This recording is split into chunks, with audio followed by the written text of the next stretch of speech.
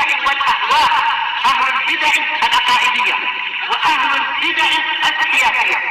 نقول بيننا وبينكم السلف، بيننا وبينكم الكتب، كان فيقول البدع بيننا وبينكم. Bismillahirrahmanirrahim. Qala al-Imam an-Nawawi rahimahullahu taala. Bab baru. Al-babu sabi'u was-samanun, bab yang ke-87. Babul amri bil muhafadzati ala ma'tadahu minal khair. Bab yang berisi perintah untuk menjaga kebaikan yang sudah menjadi tradisi, bukan memelihara tradisi mutlak, tapi yang baik-baik, yaitu sudah terbiasa sholat witir, maka laksanakan, lanjutkan sholat witir. Sudah biasa membaca Quran, maka lanjutkan pembacaan Quran itu. Jangan dibatalkan, jangan diputuskan tradisi yang sudah baik tadi. Qala Allah Ta'ala, innallaha la yughayyiru ma biqaumin hatta yughayyiru ma bi anfusihim. Sesungguhnya Allah tidak merubah apa yang ada pada suatu kaum, yaitu berupa keadaan-keadaan kebaikan, sehingga merekalah yang merubah sesuatu yang ada pada diri mereka sendiri.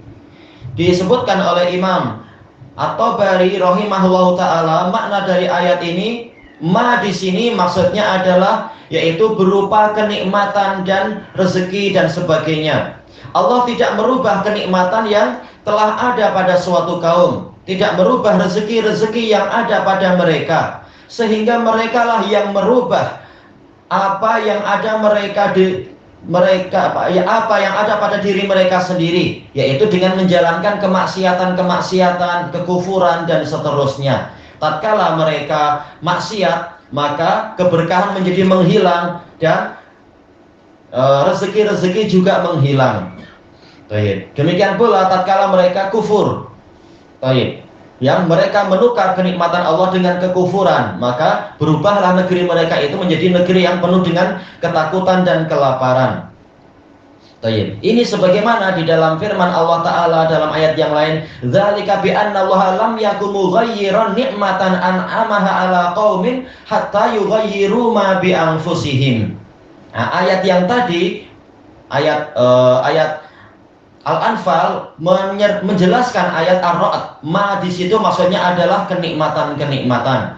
Sebagaimana itu dijelaskan oleh Al-Qurtubi dan juga hampir semua mufassirin. Ayat Ar-Ra'd itu dijelaskan oleh ayat Al-Anfal. Ma di situ adalah an'amallah, apa saja yang Allah nikmatkan kepada mereka. Nah, dijelaskan juga oleh para ulama tadi, maksudnya adalah kesehatan, demikian pula afiah, pemeliharaan dan seterusnya. Maka tidak ada keburukan apapun yang menimpa mereka kecuali disebabkan karena mereka yang menukar nikmat Allah dengan kekufuran. Wa daraballahu mathalan qaryatan kanat aminatan mutma'innatan ya'tiha rizquha ragadan min kulli makan fakafarat bi an'amillah fa'adzaqaha Allahu libasal ju'i wal khawfi bima kanu yasnaun. Maka dan Allah membuat suatu permisalan, suatu perumpamaan berupa suatu negeri yang dulunya aman tentram, rezekinya datang secara banyak dari segala tempat. Kemudian mereka mengingkari nikmat Allah, yaitu pengutusan Allah kepada Makkah, penduduk Makkah. Para mufassirin mengatakan contohnya adalah penduduk Makkah itu. Tatkala mereka mengingkari nikmat Allah berupa diutuskannya Nabi yang penuh rahmat dan berkah itu, maka Allah jadikan mereka merasakan pakaian ketakutan dan kelaparan disebabkan karena yang mereka perbuat tadi itu. Disebutkan oleh Imam Asy-Syanqiti rahimahullahu taala dalam Adwaul Bayan, ayat ini juga dijelaskan oleh ayat yang lain di dalam Asy-Syura. Allah Ta'ala berfirman, wa ma asabakum min musibatin fabima kasabat aydikum. Musibah apapun yang menimpa kalian, maka itu disebabkan karena ulah tangan kalian sendiri. Berarti ayat ini juga terkait dengan ayat yang lain, zaharal fasadu fil barri wal bahri bima kasabat aydin nas. Telah nampak kerusakan di daratan dan di lautan disebabkan oleh ulah tangan manusia itu sendiri. Nah, tatkala manusia melakukan kemaksiatan-kemaksiatan, maka udara menjadi rusak, kualiti makanan dan minuman juga rusak, penghidupan mereka juga rusak dan seterusnya. Baik. Cuma pertanyaannya, bukankah para nabi juga mendapatkan musibah? Apakah itu menunjukkan bahwasanya musibah yang dialami itu karena dosa para nabi? Dijelaskan oleh Al-Qurtubi di dalam tafsir ayat ini, yaitu ma bi anfusihim, memang sebagiannya adalah yughayyiru ma bi anfusihim, yaitu mereka lah yang menyebabkan itu terjadi.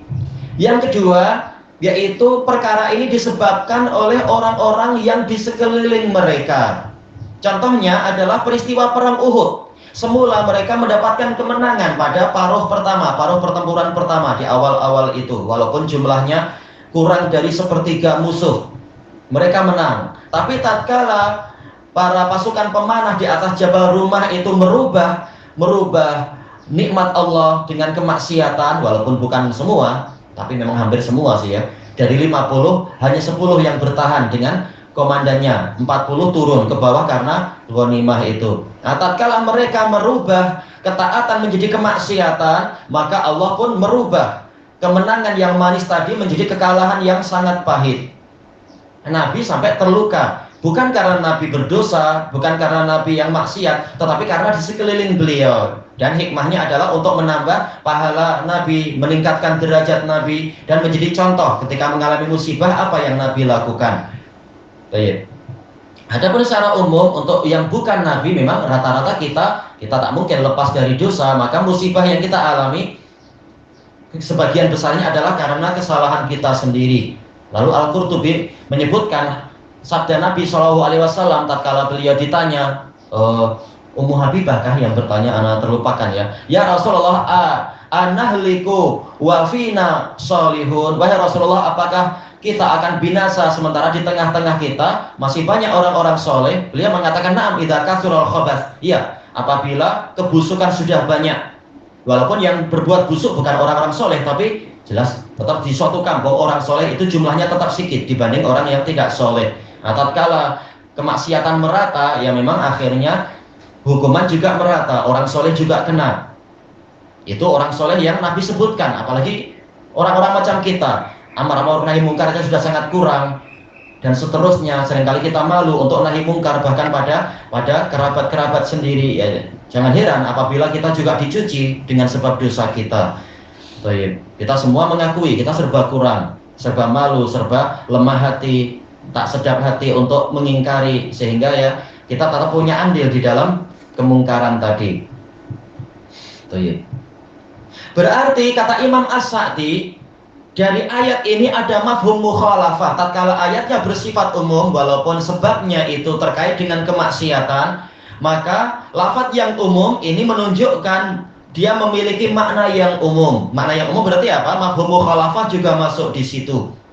Kenapa? Al-ibrah bi umumil lafaz la bi khususis sabab. Yang terpandang adalah keumuman lafaz, kata Al-Qarafi. Bukan karena kekhususan sebab. Sebab memang masuk di situ. Tetapi tatkala Allah menggunakan lafaz yang umum, maka hukumnya juga umum. Berarti apa?